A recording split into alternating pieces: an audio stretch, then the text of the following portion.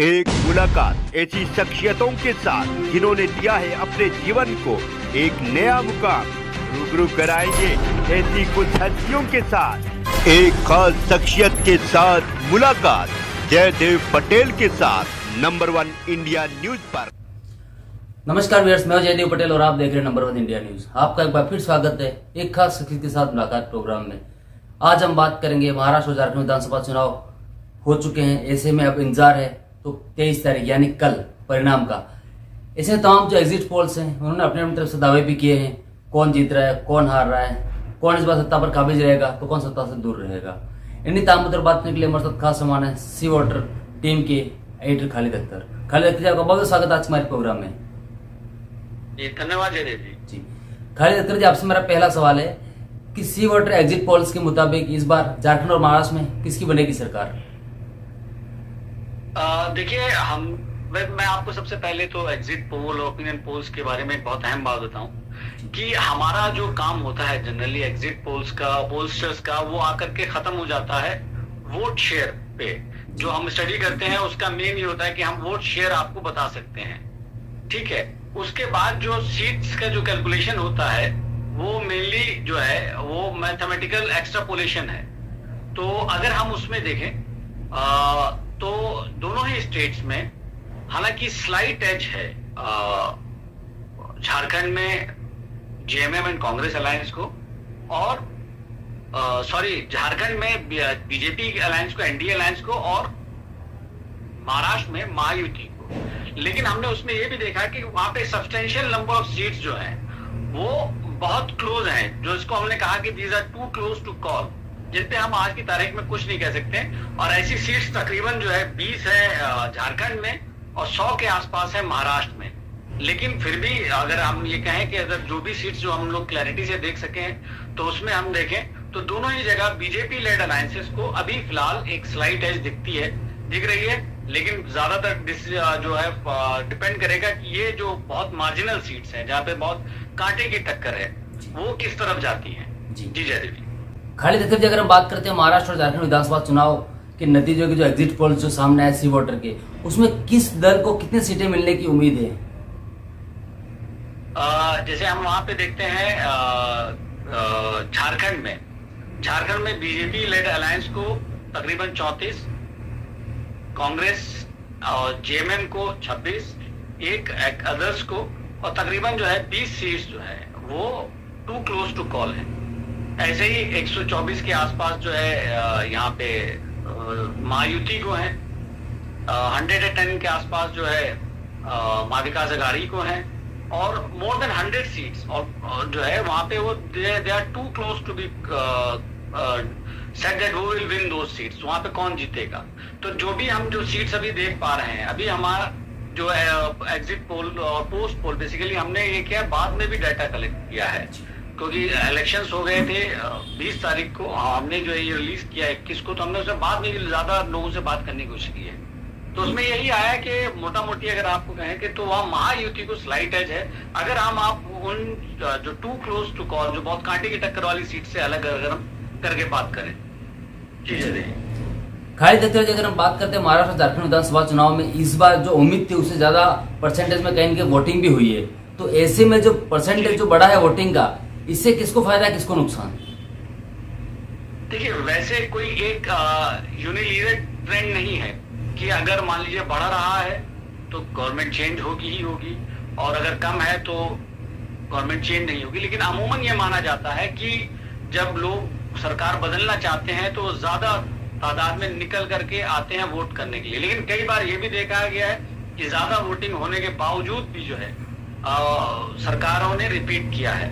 एक इसमें एक अहम बात ये होगी देखने की कि हमने देखा है कि झारखंड में खासतौर से अभी तक जो डाटा इलेक्शन कमीशन ने रिलीज कर दिया था फर्स्ट फेज का, तो उसमें यह था कि 5% वहां पे तकरीबन महिलाओं का वोटिंग परसेंटेज बढ़ा है, पुरुषों के मुकाबले ज्यादा रहा है।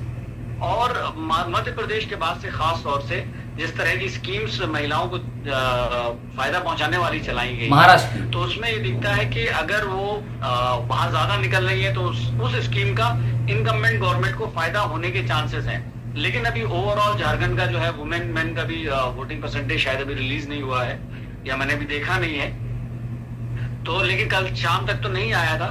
तो अगर इसमें ये है कि महिलाओं का अगर निकल करके बहुत ज्यादा वोटिंग परसेंटेज हो रही है, तो ये माना जाएगा कि मैया योजना का झारखंड में हेमंत सोरेन को फायदा हो सकता है, और लाड़की बहन योजना का जो है शिंदे सरकार को वहां पे फायदा हो सकता है। और अमूमन वैसे तो हम ये देख रहे हैं, हमने 2004 के बाद से ट्रेंड ये देखा था कि जब जब सरकार हाई वोटर परसेंटेज हुआ है, सरकार बदली है, लो वोटर परसेंटेज में पिछली बार के मुकाबले में वो इनकम्बेंट गवर्नमेंट रिपीट हुई। लेकिन कोई इसका एक यूनिलीनियर ट्रेंड नहीं है, क्योंकि मैं आपको कई सारे और स्टेट्स के एग्जाम्पल दे सकता हूँ जब जो है वोटिंग परसेंटेज बढ़ने पे भी सरकार ने वापस उसी सरकार ने रिपीट किया है, और कम होने पे भी सरकार चेंज हुई है। जी जयदेव जी।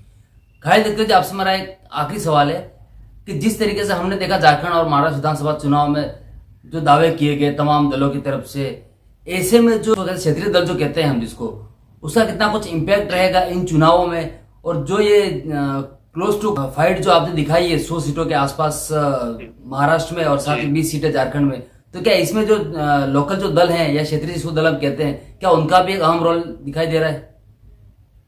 जी हाँ, बिल्कुल। देखिए महाराष्ट्र में अगर आप देखेंगे, वहां पे हालांकि 2 नेशनल पार्टीज, मेन पार्टीज वो भी हैं, कांग्रेस और बीजेपी, लेकिन वहां पे जो लोकल रीजनल पार्टीज थी बेसिकली, जैसे एनसीपी महाराष्ट्र बेस्ड पार्टी थी और शिवसेना, अब उनमें भी दो सेपरेट ग्रुप्स हो गए।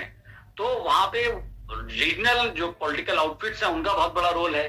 उसी तरह से झारखंड में भी, हालांकि वहां बीजेपी एक की प्लेयर है, लेकिन दूसरा की प्लेयर जो है वहां पे वो रीजनल पार्टी है जेएमएम की शक्ल में, और वहां पे भी उनके भी और दूसरे जो है, जैसे आजसू है बीजेपी के अलायंस में है, और एक जयराम महतो जो है, उन्होंने अपना एक पॉलिटिकल आउटफिट लॉन्च किया है, जिन्होंने उसमें लोकसभा इलेक्शंस में काफी वोट्स लिए थे।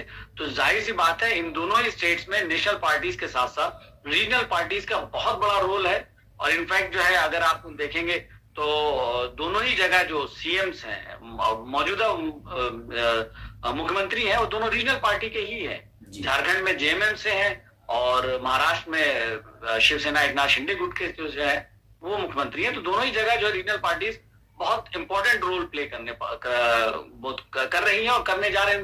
उनके बिना किसी सरकार ही नहीं बन सकती है। ज्यादा यही का जी।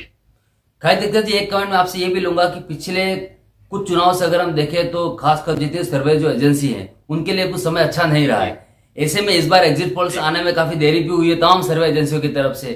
तो इस बार का जो एग्जिट पोल्स जो आए हैं तमाम सर्वे एजेंसी का हो गया, फिर साथ में सी वोटर की अगर हम बात करते हैं, तो क्या अनुमान आप लगाते हैं? देखिए, अनुमान तो हम हमेशा यही लगाते हैं कि भाई हम जो स्टडी कर रहे हैं वो सही होगी। देखिए, हमने जो डिले भी किया है, एक चीज जो मैंने शुरू में कही कि पोस्टर्स का काम जो है वो वोट शेयर पे आकर के रुक जाता है। बाकी के जो सीट के जो प्रोजेक्शंस है वो मैथमेटिकल एक्सट्रापोलेशन है उसमें। लेकिन चूंकि इसके एक व्यूअरशिप होती है, एग्जिट पोल्स की भी उसकी एक मजबूरी होती है कि वोट शेयर में ऑडियंस इतना ज्यादा इंटरेस्टेड नहीं होती है। उनको नंबर्स देखने होते हैं कि भाई क्या नंबर आ रहे हैं किस पार्टी को।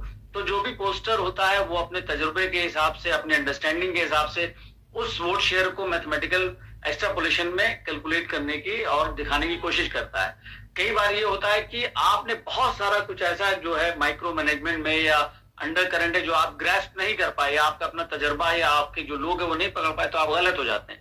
अब ऐसा नहीं है कि हमेशा गलत है, पिछले कुछ इलेक्शंस में हाँ ये जाहिर सी बात है हमारे लिए अच्छे नहीं रहे। इसीलिए इस बार हमने ये भी कहा कि भाई हमारी एक लिमिटेड उसमें वो है, तो हमने इसीलिए जो है इसमें एक सब्सटेंशियल नंबर ऑफ सीट्स जहां पे हमने कहा कि इसमें हमारा मैथमेटिकल एक्सट्रापोलेशन ज्यादा ना करके हम इसको leave it to the results के बॉस। यहाँ पे हम कुछ नहीं कह सकते हैं, ये 1% 2% के मार्जिन से हमें दिख रहा है ये इधर भी जा सकती है उधर भी जा सकती है। So we have left them like that. हमने क्लियर कट में जो है उसमें बाकी सीट्स पे हमने बताया किसको एज है, और हमने एक अपना प्रोजेक्शन दिया है, और बाकी हमने वोट शेयर्स अपने हमने दिए हैं। जी खाली देखते आपने हमारे लिए समय निकाला, उसके लिए आपका बहुत बहुत धन्यवाद। जी शुक्रिया देवी, धन्यवाद।